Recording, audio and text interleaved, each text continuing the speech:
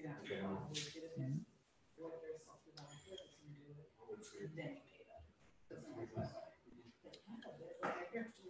That's good here. So I'm working with her now. And then she needs Squarespace. I'm trying to get her over to it. With Squarespace, there's no SEO. It's like a one-page. I'm ready. Okay, you won't say anything, or yeah. Go ahead. Yeah, just go ahead. Yeah. Okay, go ahead. Yeah, I know all these guys. You know these guys?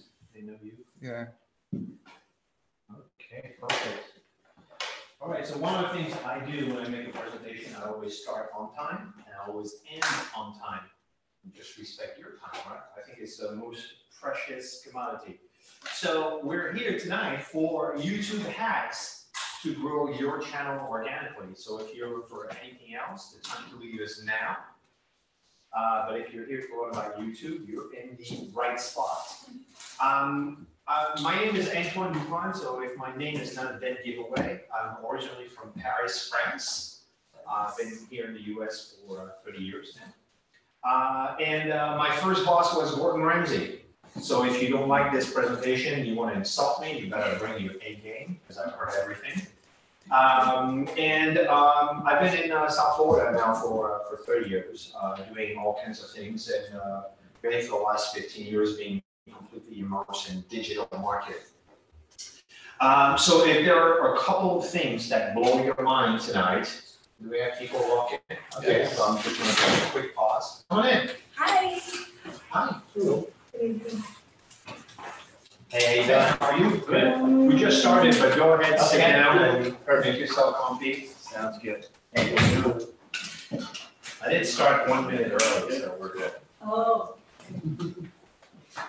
All right, so if there's anything tonight that blows your mind, that really is great, my handle on Instagram or Twitter is at @Dupont65. And obviously the hashtag video marketing or YouTube marketing will be appropriate.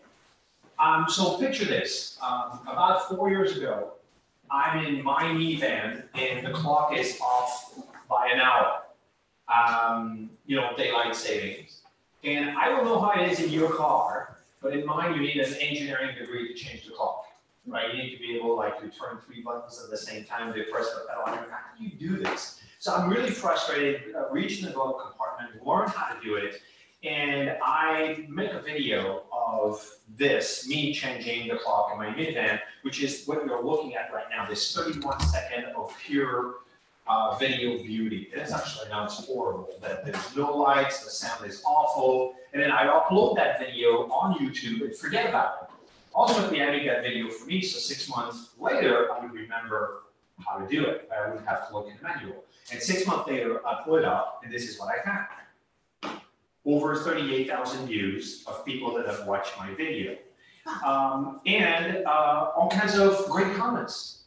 People actually loved that video. But you have to get the context. At the time, I had 3 or 4 videos on my channel, and one of them, with the most view, had 17 views, which probably 12 of those views were me trying to, rewatch my video and whatnot. So that completely blew my mind. 38,000. So over 38,000 views. So my question then became, so what triggers the YouTube algorithm? Because I wanted to repeat that success. I got a success despite myself, like I didn't reach out to do something successful. It just really worked out. So my question is, how does YouTube, how does the algorithm is triggered? Okay, so in this presentation, I'm going to basically give you 4 main things. The first one is, how do you dominate on YouTube? How are you going to get your videos to dominate? The second one is, how do you connect meaningfully with people when they watch your videos? Then I'm going to give you proven methodologies on how to actually get your YouTube videos to rank.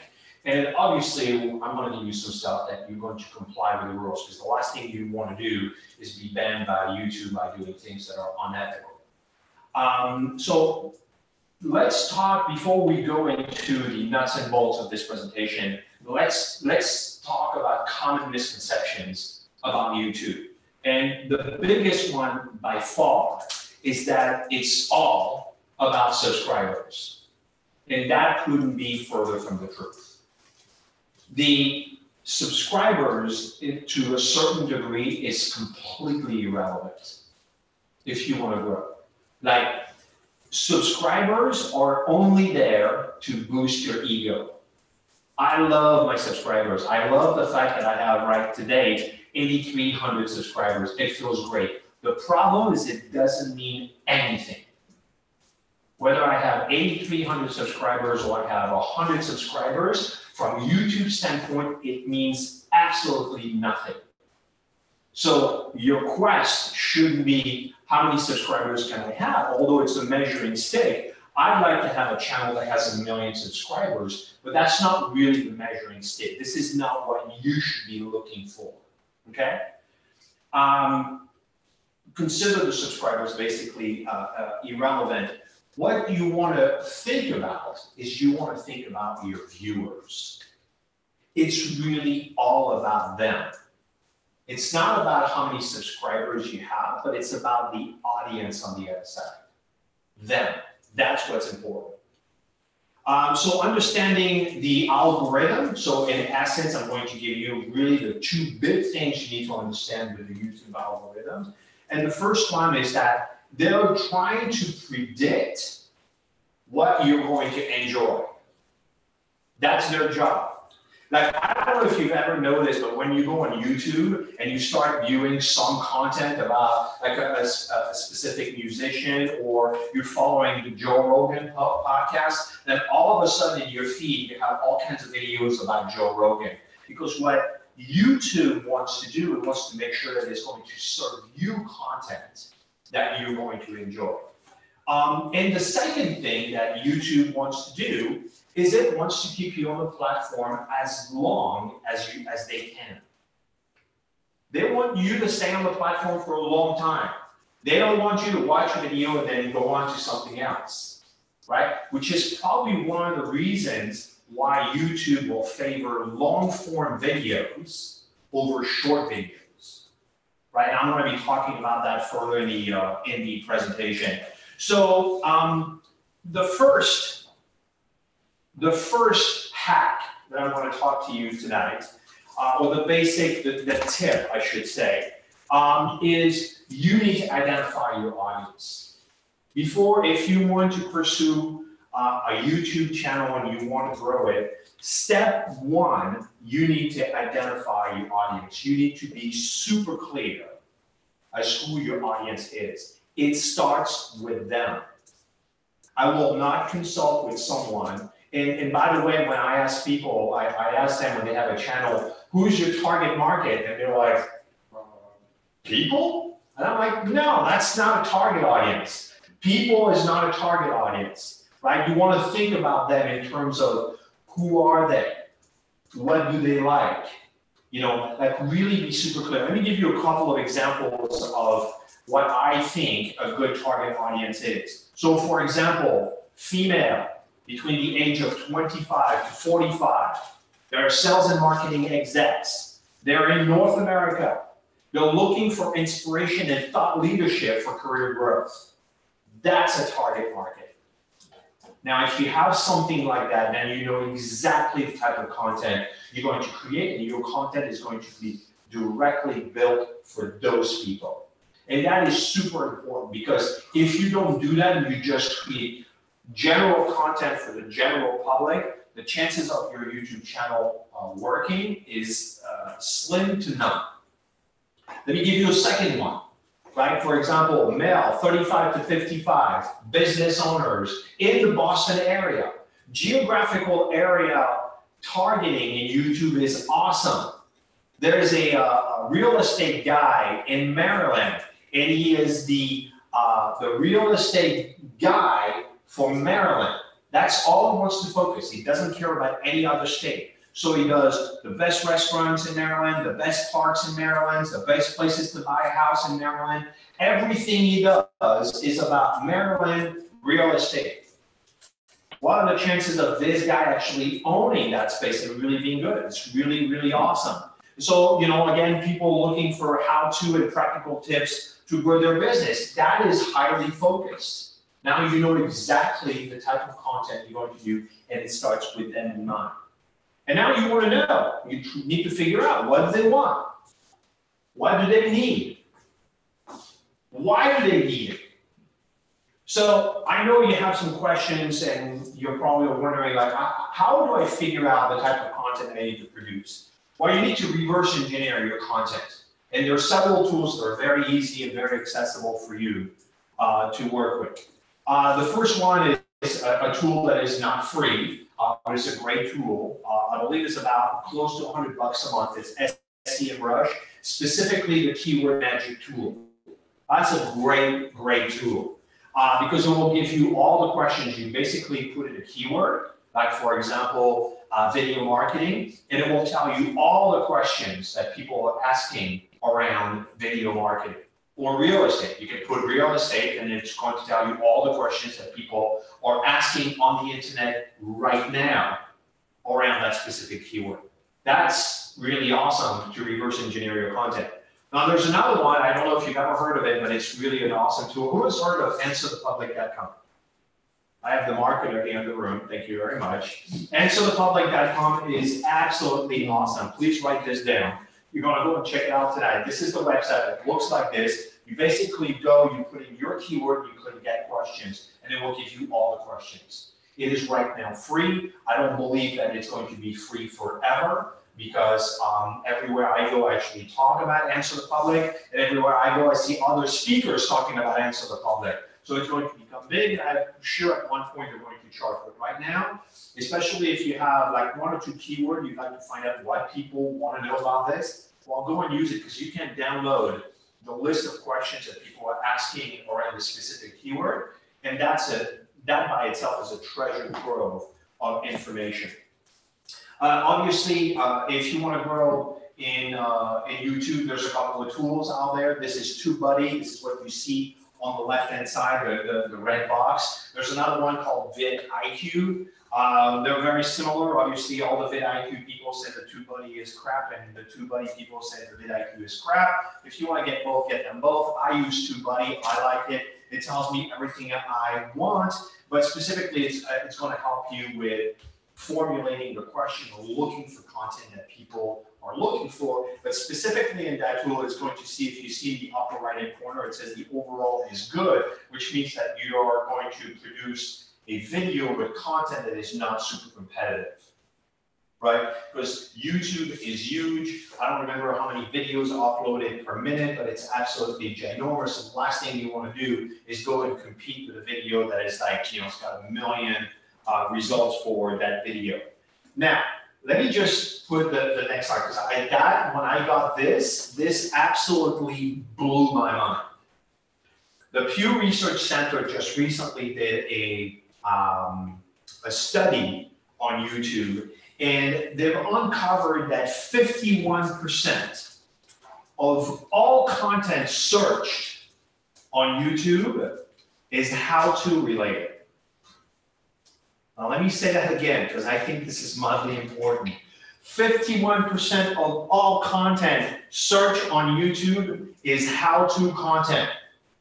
People go to YouTube. Now, raise your hand if you actually have gone on YouTube in the last 30 days to look for how-to content. Raise your hand. Look around. This is not for me. Who has done it in the last 7 days? Who's doing it right now? Please stop. Right? So that's the thing. I mean, it's just, that's what we go to YouTube for how-to content. You know what was the second result? The second result was 19%, and that was for entertainment. So 51% is over half of all the searches on YouTube is how-to. Do you think it might be mildly important for you to create some how-to content if you want to be successful on YouTube? Yeah, the answer is a big yes. Like right there is really the key. Now let's move on to the second hack to grow organically on YouTube. And your #1 traffic source on YouTube should be suggested videos. that should be your #1 traffic source on YouTube. Now, this is the graph. This is how it looks inside of YouTube. And look at this one. This is my channel. 61.3% of all results of all the traffic I am getting on my channel is out of suggested content, which means that YouTube is doing the work for me. Does that make sense? Like YouTube is suggesting my content. All I'm doing is I'm putting content and I'm like, okay, I'm done. And YouTube takes it and it says, oh, this is good content. Let me start to show it. And 61.3% of YouTube is doing the work for me. Is that a good deal? Yeah, that is a great deal. This is what you should be aiming for. If you have a YouTube channel, go and take a look at your stats and look at the suggested video. Your game is to raise this above 50%. If you haven't done the work, sometimes I see it on channels at 5, 6, 7%, which is really low, which means that we need to go and fix a whole bunch of stuff. And it also means that you have not given the signals to YouTube that your content is interesting, entertaining, and educational. So YouTube is like, well, I don't know what I want to do. But if you actually are giving the signals to YouTube and saying, my content is educational, entertaining, and interesting, YouTube will do the work for you. And that's an amazing, amazing feature of YouTube. So again, your question should be like, okay, that's great, Antoine, but how do I do that? So I'm going to give you the steps to actually get your videos to be suggested by YouTube. You ready? It's a 4-step process. And this is the whole year. This is a secret. This is no lock, nobody in, right? I'm going to actually give you the secret. So the #1 secret is you need to have a decent video with good content. Then I say that your video needed to be an amazing video. I didn't say that. I said it needs to be decent. What is decent? It means it's got decent lighting, decent sound, and it looks okay. It doesn't have to be amazing. It has to be decent and good content. Did I say great content? Did I say that extraordinary content? No, I said good content. A decent video with good content. This is what you need to have. And the reason why I do this and I do that as first step, because I cannot tell you the number of times where I go and see people and I say the challenge is it's not working, I don't understand why. And I look at the video and it's not decent. They actually suck. And it's not bad. You know, my first video sucked, but it's like, you got to start there. There's no hacks or tricks or tactics that is going to help a shitty video. That's just the thing. Like, you got to look at it objectively. I know we all love our stuff. You know, you do a video, you're proud of it, you look at it, but you have to look at it objectively. And by the way, there's none of these stats that YouTube is giving, for example, that it's not being suggested. Well, one of the first things you want to look at is like, well, let's look at the video. And sometimes it's just not that great. But that's actually, it's a good news because YouTube is telling you that it's not good because it's not giving you good ratings. And all it is like, okay, well, what can I do to make it better? Which, by the way, there's a gazillion how to make great videos or make good videos on YouTube. So there's tons of education if you want to grow it, okay? All right, #2 is YouTube is a search engine. It's not a video library, it's a search engine. That's what it is. And it's the second largest search engine in the world after Google. So you have Google, and then you have YouTube. And then far behind over there, you have Bing. Why are they still there, by the way, Bing? Really, seriously. Right? And YouTube is owned by Google. Right? So it's a search engine. So the fact that once people had a good video with decent video with good content, do not optimize the title of their video, that's crazy. You need to optimize your video. You need to think like an SEO guy. Like, it's got to be keyword rich. It's got to be a question that people are asking. You have to optimize the title of your video. That is like, I actually had a video that took off. And the only thing I had done right in that video was the title, I had proper SEO. I didn't think the video was decent. I just, there was a whole bunch of stuff about it that wasn't great, but the title was great and people were looking for that to answer the question they had. Video took off, okay? Now the third one, I'm using language here, so I have the children. You understand kick-ass, right? It's not too bad. All right. Yeah. It's not bad. It's part of my French, by the way. The third one is a kick-ass thumbnail. We are not spending enough time, collectively, we're not spending way enough time on our thumbnails.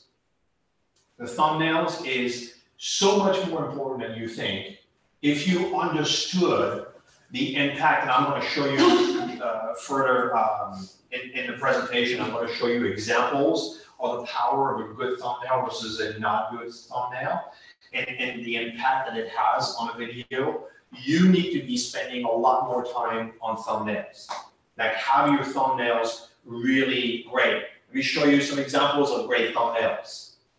That's people that spend the time. They spend the time and the energy to create a great thumbnails. Because guess what?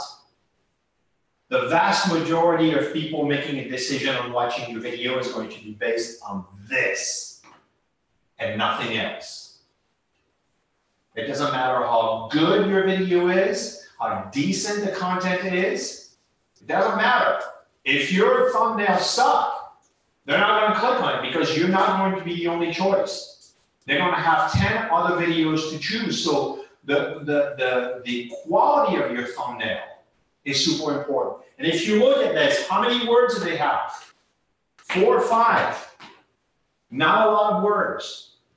Oh, can you see the people's eyes? Can you connect with them? Can you have a sense of who they are just by looking at that?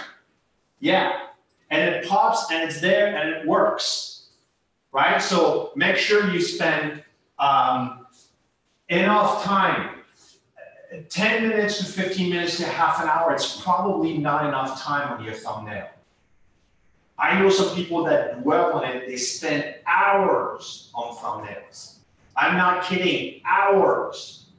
2, 3, 4 hours on a thumbnail. A thumbnail, right? So when you're spending like, let me put together something 5 minutes, that's not the way to do it. It's not gonna help your case, right?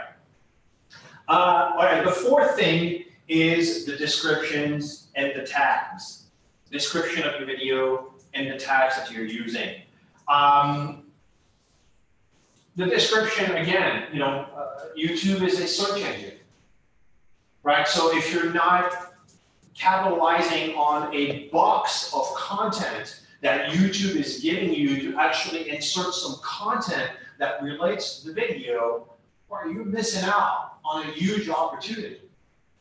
Do you follow what I'm saying? I mean, at least the first sentence or paragraph in the video should be descriptive of what this video is about.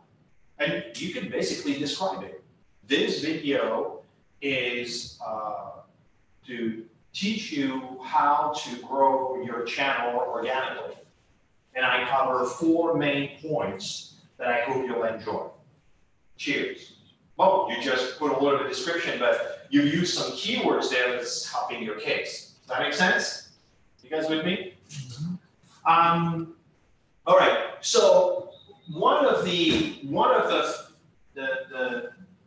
keys with YouTube is not to try to get your video to be #1 on YouTube. That's really a tall order for a lot of us. But I would suggest to all of you is have your content being suggested after a thought leader that you admire, as opposed to trying to be #1. Like after which video could you be suggested? Like these are some of the thought leaders that I like. Steve Dollar in the bottom right corner is a great guy that does technical stuff, like a lot of software review. Amy does a lot of lifestyle stuff. So it's totally not types of content that I watch, but I'm giving you some examples that you could look up to instead of trying to be #1, but just saying, you know what, there's someone in my space that actually talks to an audience that is like me, and that person is close to me enough that I would like to have my videos suggested after theirs. Does that make sense? And one of the things that I've seen, and I've just consulted with a client recently about the tags. There is I just skipped over the tags, but the tags is some of the stuff that you can add to a video, so it's more like keyword rich, that you can add, which will help you to basically serve your video to the right audience. So it's just called tags, and it's something that TubeBuddy actually does a great job at helping you getting the right tags for your thing. So TubeBuddy's, it's worth its money just for that, in my opinion. But that person had the tag hashtag Gary V in the tags. And I asked him, I says, why do you have hashtag? Does everybody knows Gary Vaynerchuk? Raise your hand if you don't know him. Okay, so Gary Vaynerchuk is a very brash New Jersey, New York marketer, in your face, hustle, shut the F up, get off your butt, get it done, like that, right? She's very, it's got to talk straight. There's no sugarcoating Gary Vaynerchuk, okay? And this guy was, he's actually more the Bill Nye science guy. He wears a bow tie on stage. And he's very smart and very quirky. And I thought, why are you choosing Gary V as a tag? And he said, well, I figure that if they like Gary V's video, they'll enjoy mine.